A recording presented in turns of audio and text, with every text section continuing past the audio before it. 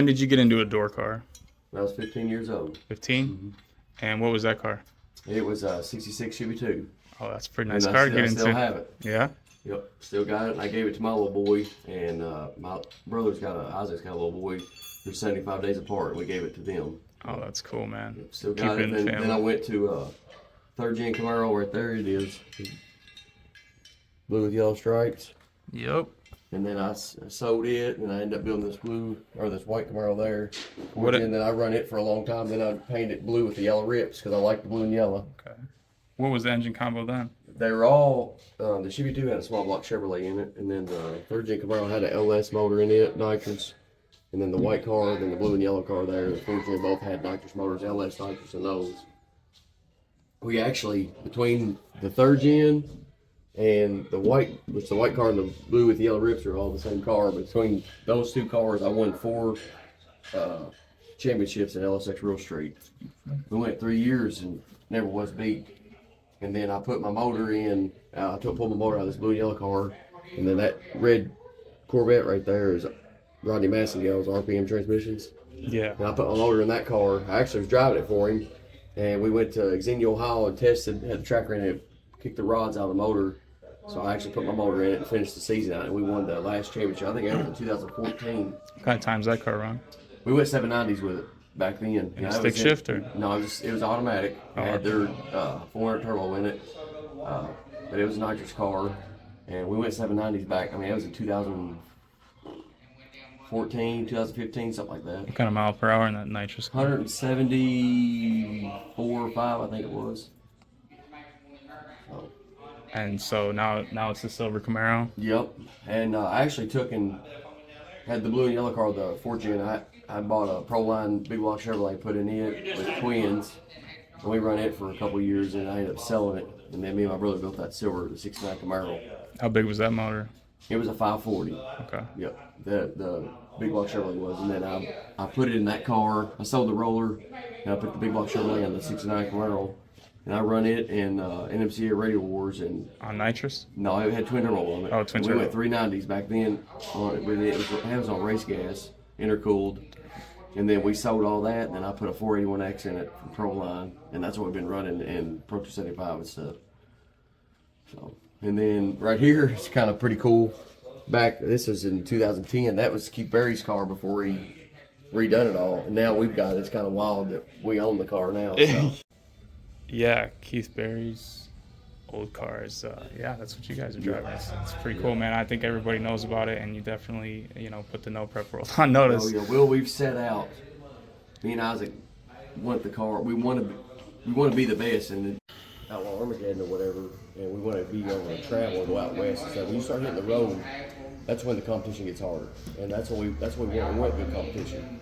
We went last year to Outlaw Armageddon. And when you get out there, this is a totally different level than like around here. And we're doing good. I wanted to go a little farther. I think we got down to like 5 or 6 cars, but we know what to expect this year going.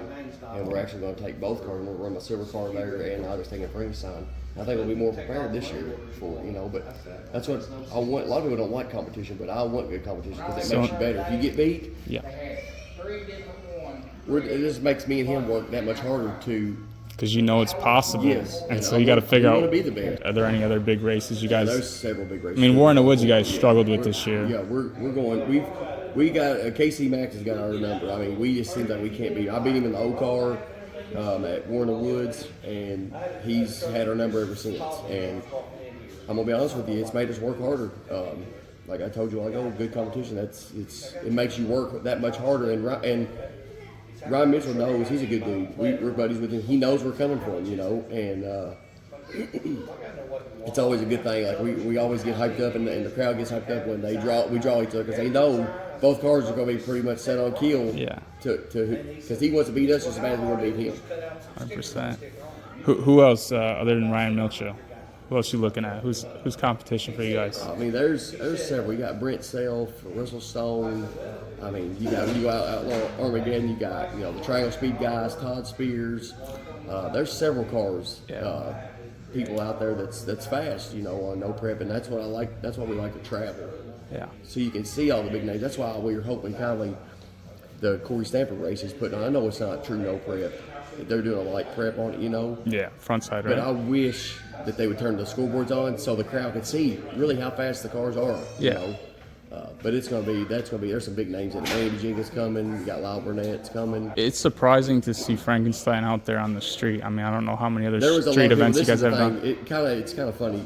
The world and social media is a good thing, but it's also like the bad overweighs the good.